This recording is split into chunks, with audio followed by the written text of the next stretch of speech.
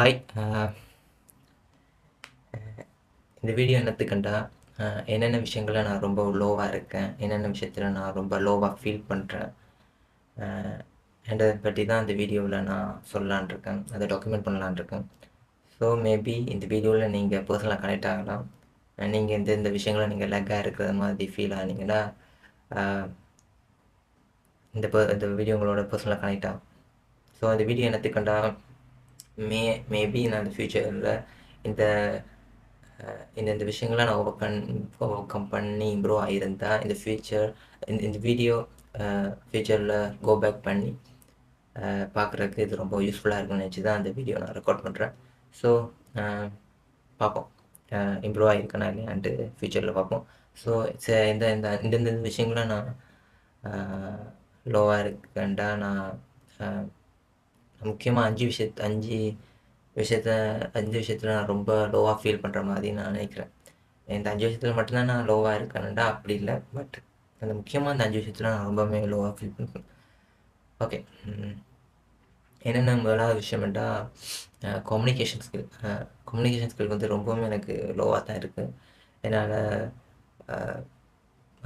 என்னால் உடனே ஒரு விஷயத்தை நான் யோசிக்கிற ஒரு விஷயத்தை இன்னொரு ஆட்களுக்கு புரிகிற மாதிரி சொல்கிறது ரொம்ப நான் கஷ்டப்படுறது. பிகாஸ் நான் எந்த விஷயத்த நான் யோசிக்கணும் அந்த விஷயத்த நான் ஃபாஸ்ட்டாக ப்ரெசென்ட் பண்ணுறதால என்னால் ஒழுங்காக இன்னொரு ஆட்களுக்கு அந்த விஷயத்த கன்வே பண்ண முடியாமல் இருக்கும். ஸோ நான் அந்த கம்யூனிகேஷனில் ரொம்பவும் லோவாக ஃபீல் பண்ணுற மாதிரி நான் நினைக்கிறேன். அப்புறம் என்னென்னா, இங்கிலீஷ் ஸ்பீக்கிங், ரொம்ப இங்கிலீஷ் ஃப்ளூவெண்ட்டாக ஸ்பீக் பண்ணுறது எனக்கு ரொம்பவும் லக்காக நினைக்கிற ஒரு விஷயம். இங்கிலீஷ் லிசன் பண்ண முடியும், சில விஷயங்களை என்னால் அண்டர்ஸ்டாண்ட் பண்ண முடியும். பட் ஏன்னா அதை இங்கிலீஷில் நான் கன்வே பண்ணுறேன்டா அது ரொம்ப கஷ்டப்படுறது. அவ்வளோத்துக்கு நான் இங்கிலீஷ் ஃப்ளூவெண்ட்டாக நான் பேச மாட்டேன், பட் என்னால் இங்கிலீஷில் ஓரளவு பேச முடியும். பட் நினைக்கிற எல்லா விஷயத்தையும் என்னால் ஈஸியாக பேசிக்க முடியுமாண்டா, அப்படிலாம் என்னால் இங்கிலீஷை ஃப்ளூவெண்ட்டாக பேச முடியாது. ஸோ அந்த விஷயத்தையும் நான் ரொம்ப லேக்காக இருக்கிறேன். அடுத்த விஷயம் கான்ஃபிடெண்ட்டாக இருக்கிறது.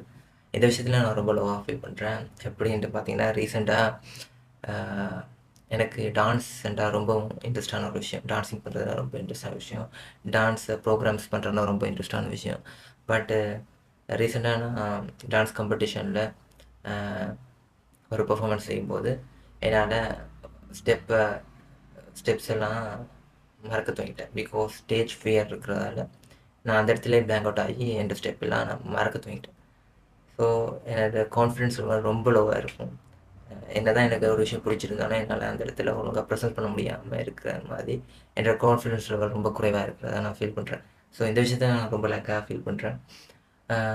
அடுத்த விஷயம் என்னென்னா,